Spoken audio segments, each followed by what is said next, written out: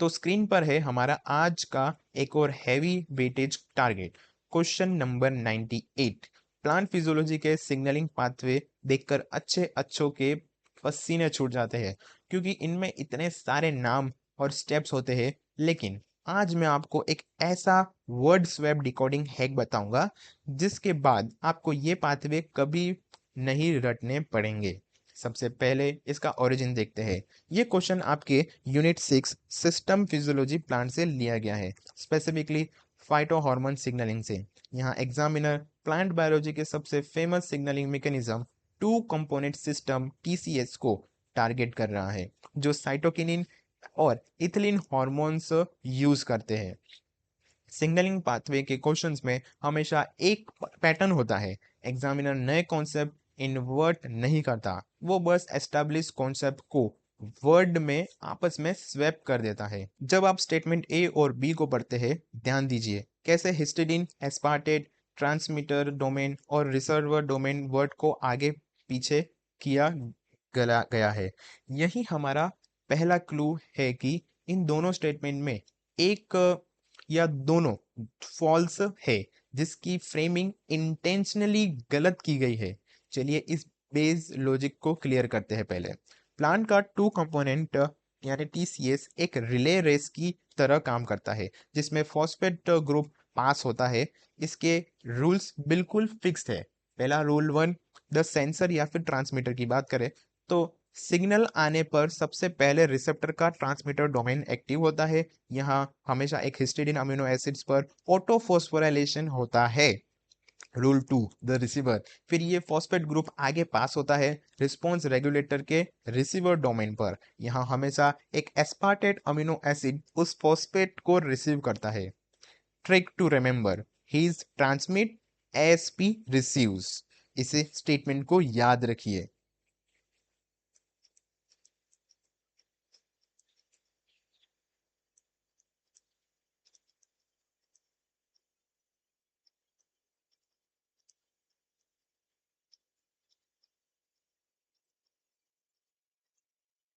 अब इन रूल्स को स्टेटमेंट्स पर लगाते हैं। स्टेटमेंट ए कहता है autophosphorylation of histidine in the receiver domain. False, histidine हमेशा ट्रांसमीटर में होता है, रिसीवर में नहीं। तो स्टेटमेंट वन ए है हो गया हमारा फॉल्स। स्टेटमेंट बी कहता है phosphorylation of conserve aspartate in the transmitted domain. Absolutely false, aspartate receiver में होता है, ट्रांसमीटर में नहीं। एग्जामिनर ने दोनों एमिनो एसिड्स पर डोमेन के आसपास को स्वैप करके ट्रैप बनाया था। इससे कर दो एलिमिनेट। अब स्पेसिफिक हार्मोन की बात करते हैं। स्टेटमेंट सी, CRE1 साइटोनिन का रिसेप्टर यानी सेंसर है, वो मेम्ब्रेन पर बैठा होता है। AHB यानी एराबिडोप्सिस हिस्टिडीन फॉस्फोट्रांसफर प्रोटीन बीच के मोबाइल मैसेंजर होते हैं जो न्यूक्लियस तक जाते हैं। CRE1 खुद AHB की तरह फंक्शन नहीं करता। तो statement c is false. Statement d, AHP6 एक नेचुरल चीटर या सूडो AHP है। इसमें हिस्टिडीन की जगह एस्पार्जिन होता है, जिसे ये फॉस्फेटेज पास नहीं कर पाता और पाथवे को ब्लॉक यानी कि इनहिबिट कर देता है। तो statement D is true. Statement E, ETR1 ethylene का रिसेप्टर है, जो क्लासिकल TCS का एक हाइब्रिड वर्जन है, जिसमें हिस्टिडीन काइनेज एक्टिविटी और रिसीवर डोमेन दोनों एक ही प्रोटीन में फ्यूज होता है। So option E is true. अब इस सॉलिड कॉन्सेप्चुअल क्लैरिटी के साथ अपनी एलिमिनेशन स्ट्रेटेजी लगाते हैं। हमने पकड़ लिया था कि ए और बी दोनों मेन एग्जामिनर ने डोमेन स्वेप ट्रिक खेली है और दोनों ही कंप्लीटली फॉल्स है। तो ऑप्शन वन में ए इंक्लूडेड है, तो एलिमिनेट कीजिए ऑप्शन वन को, और ऑप्शन टू में बी है तो बी को, तो ऑप्शन टू को भी एलिमिनेट कर दीजिए। हमारे पास बचे हैं ऑप्शन थ्री और ऑप्शन फोर। हम जानते हैं कि CRE1 रिसेप्टर है, AHP मैसेंजर है, तो स्टेटमेंट सी गलत है। और सूडो AHP6 एक नॉन इनहिबिटर है, तो स्टेटमेंट डी सही है। तो लॉजिकली डी और ई का कॉम्बिनेशन ही करेक्ट है। तो right answer automatically option four बन जाता है। इस क्वेश्चन में एग्जामिनर का माइंडसेट बिल्कुल क्लासिकल था। एग्जामिनर जानता है कि स्टूडेंट पाथवे को रटने या फिर मेमोराइज करते हैं और उनके स्ट्रक्चरल डोमेन पर ध्यान नहीं देते, इसलिए उन्होंने ए और बी स्टेटमेंट बनाए। जिन स्टूडेंट्स को क्लियर हिस्ट ट्रांसमिट और एस रिसिपर वाला जो ये कॉन्सेप्ट है वो याद है, तो वो इन स्टेटमेंट की हैवी लैंग्वेज देखकर इन्हें सच मान लेगा। ठीक है, तो इन ट्रैप्स में नहीं फंसना है, ये अच्छे से याद रखना है आपको। अब बात करते हैं एस्केप की। जब भी सेल सिग्नलिंग या प्लांट फिजियोलॉजी में किसी डोमेन, रिसेप्टर या अमीनो एसिड की पोजीशन का जिक्र हो तो अपना अलर्ट मीटर ऑन कर लीजिए। 90% टाइम उन्हीं की टर्म्स को स्वैप करके इनकरेक्ट स्टेटमेंट बनाए जाते हैं। आपको सारे रिसेप्टर्स के नाम याद नहीं रखने, बस सिस्टम्स का रूल ऑफ थंब याद रखना है। चलिए इसी टॉप पर एंकर एनालिसिस को मेंटेन रखते हुए आगे बढ़ते हैं हमारे नेक्स्ट कॉम्प्लेक्स प्रॉब्लम की तरफ। तो चलिए बिल्कुल उसी हाई एनर्जी के साथ आगे बढ़ते हैं हमारे नेक्स्ट टारगेट पर। Question number 99। जेआरएफ की टॉप रैंक लिस्ट में आने के लिए सबसे जरूरी स्किल ये पहचानना है कि कौन सा क्वेश्चन आपका टाइम खाएगा और कौन सा आपको 5 सेकंड में 4 मार्क्स देकर जाएगा। ये उन्हीं फ्री मार्क्स वाले क्वेश्चन में से एक है। सबसे पहले इसका ओरिजिन देखें तो ये क्वेश्चन आपके unit 9 diversity of life form और यूनिट 10 इकोलॉजी के इंडियन बायोजियोग्राफी सेक्शन का एक डायरेक्ट ओवरलैप है। यहाँ एग्जामिनर टेस्ट कर रहा है कि क्या आपको इंडिया के सबसे फेमस एंडेमिक प्लांट्स और उनके नेटिव हैबिट्स की जनरल अवेयरनेस है या नहीं। इट्स मैच द फॉलोइंग को डिकंस्ट्रक्ट करने का हमारा स्टैंडर्ड रूल बिल्कुल क्लियर है। चारों साइंटिफिक नेम्स पढ़कर घबराना नहीं है, हमें बस उस एक सेलिब्रिटी प्लांट को ढूंढना है जो पॉप कल्चर, न्यूज़ या बेसिक इकोलॉजी में सबसे ज़्यादा फेमस है। अगर आप ध्यान से देखें तो कॉलम एक्स में एक ऐसी ही प्लांट स्पीसीज छुपी है जिसके बारे में हर बायोलॉजी स्टूडेंट्स ने कभी ना कभी ज़रूर सुना होगा। चलिए इन प्लांट को उनके जियोग्राफिक हॉटस्पॉट से कनेक्ट करते हैं। पहली बात करें तो स्ट्रोबालेंथिस कुंथिनिया। अगर आपको इसका कॉमन नाम पता है तो ये क्वेश्चन वहीं खत्म हो जाता है। इसे नील नीला कुरिंजी कहते हैं। ये वो फेमस फूल है जो 12 साल में सिर्फ एक बार खिलता है और पूरी पहाड़ियों को नीला यानी ब्लू कर देता है। इन्हीं फूलों की वजह से साउथ इंडिया के वेस्टर्न घाट की इन पहाड़ियों का नाम नीलगिरीज यानी ब्लू माउंटेन्स पड़ा है। तो बी का मैच 100% टू ही होगा। फिर बात करते हैं सी की। ये हमारा फेमस महुआ का पेड़ है। महुआ इंडियन ट्राइबल कल्चर और इकोनॉमी का एक बहुत बड़ा हिस्सा है जो प्राइमरी सेंटर इंडिया में के डेसिशियस फॉरेस्ट में पाया जाता है। तो सी का मैच होगा डी। डी की बात करें तो याद रखिए हमने थोड़ी देर पहले रोडोडेंड्रोन का एक डिस जंक्शन का क्वेश्चन नंबर 85 सॉल्व किया था। वहां हमने एस्टेब्लिश किया था कि ये एक cold climate high altitude plant है जो ओरिजिनली हिमालय से आता है। तो बिना किसी डाउट के डी का फंक्शन मैच हो जाता है हिमालय।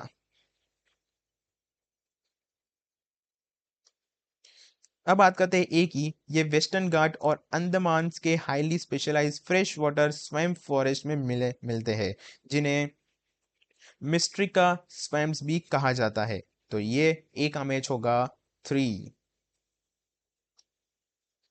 अब लगाते हैं हमारे सबसे फेवरेट वेपन यानी कि एलिमिनेशन स्ट्रेटेजी।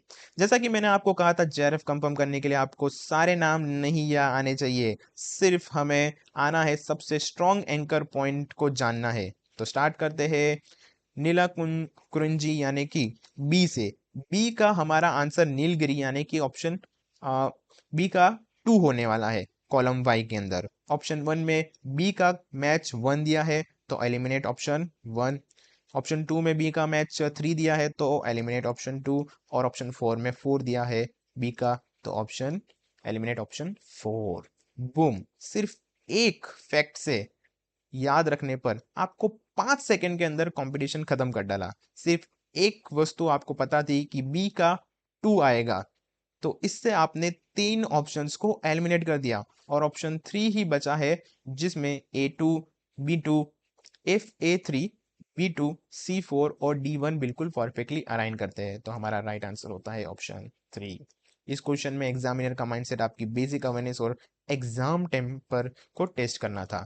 एग्जामिनर ने इंटेंशनली मिरिस्टिका जैसे रेयर और intimidating botanical name option A में रखा, और वो जानता है कि मैक्सिमम स्टूडेंट लिस्ट को ऊपर से नीचे यानी ए से डी पढ़ते हैं। जैसे ही वो पहले ही ऑप्शन में ऐसा हैवी नेम्स को पढ़ते हैं तो उनका कॉन्फिडेंस गिर जाएगा और वो इजी क्वेश्चंस को स्किप करके आगे बढ़ जाएंगे। बट यहाँ पे एक एस्केप रूट था, कभी भी पहले ऑप्शंस को देखकर सरेंडर मत कीजिए, पूरी लिस्ट को स्कैन कीजिए और अपने एंकर पॉइंट को हंट कीजिए। एग्जामिनर हमेशा एक ऐसी लाइफलाइन छोड़ता है जहाँ स्टूडेंट स्मार्टली उस आंसर तक पहुंच सके।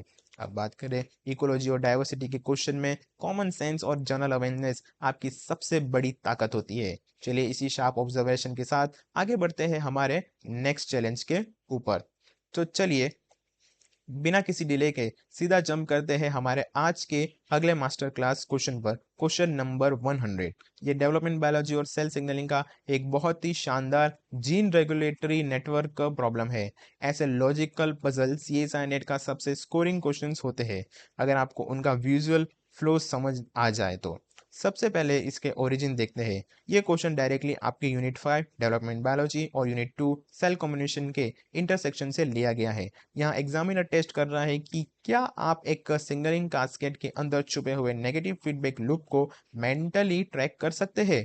इस लंबे पैराग्राफ को हम एक सिंपल रिले रेस की तरह डिस्कंस्ट्रक्ट करते हैं। चलिए इस पाथवे का एक फ्लो चार्ट अपने माइंड में बनाते हैं।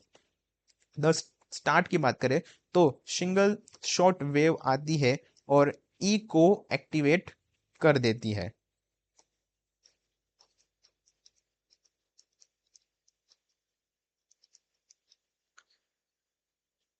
अब रिले की बात करें तो एक्टिव ई एक्टिवेट्स करता है एफ को, और ये एफ एक्टिव करता है जी को, और ये जी एक्टिव होने के बाद वो प्रमोट करता है वाई एफ जी को। अब बात करते हैं प्लॉट टेस्ट। एफ पीछे घूमकर अपने ही एक्टिवेटर ई को इनहिबिट कर देता है,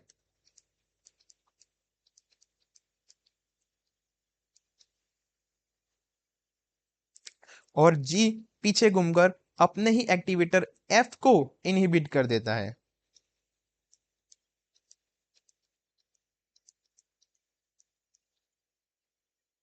हमें बस इस चेन रिएक्शन का फाइनल रिजल्ट प्रिडिक्ट करना है।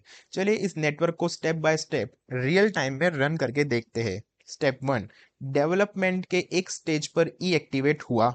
स्टेप 2, एक्टिव ई ने तुरंत एफ को एक्टिवेट करना शुरू कर दिया।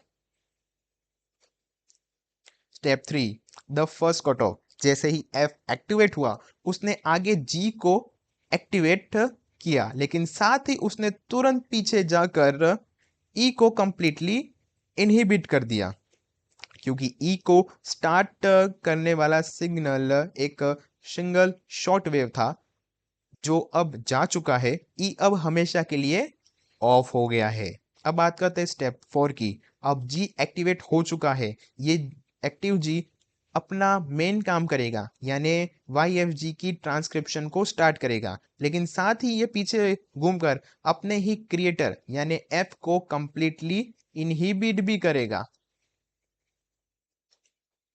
अब एफ भी हमेशा के लिए ऑफ हो चुका है। अब बात करते हैं स्टेप 5 की। अब सिर्फ एक्टिव जी बचा है, लेकिन ध्यान दीजिए जी को एक्टिव करने वाला इंजन यानी कि एफ तो बंद हो चुका है।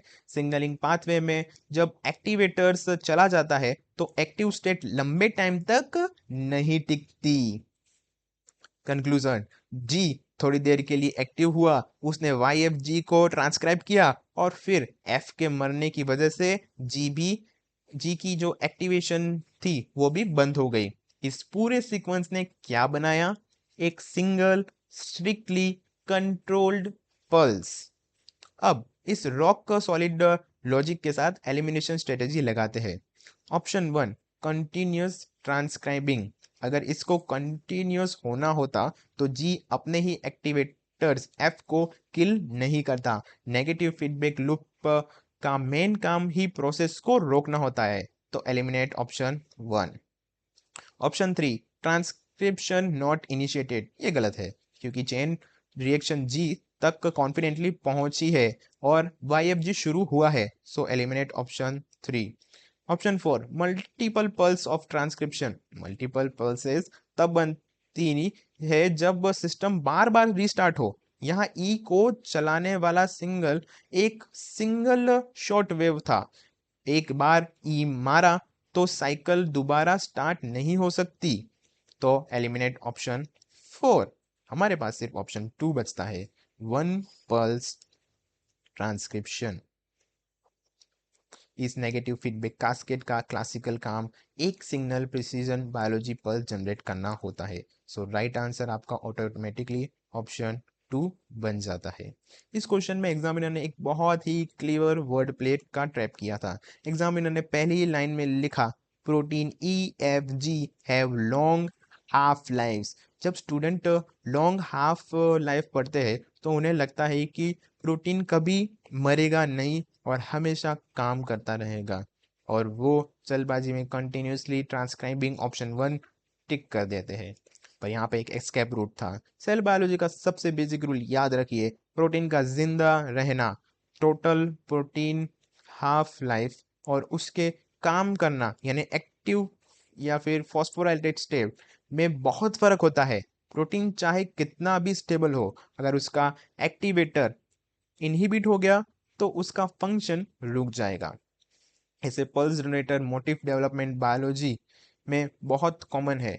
अगर आपको फीडबैक लूप्स का फ्लो समझ आ गया तो आप GRN का कोई भी सवाल गलत नहीं करेंगे।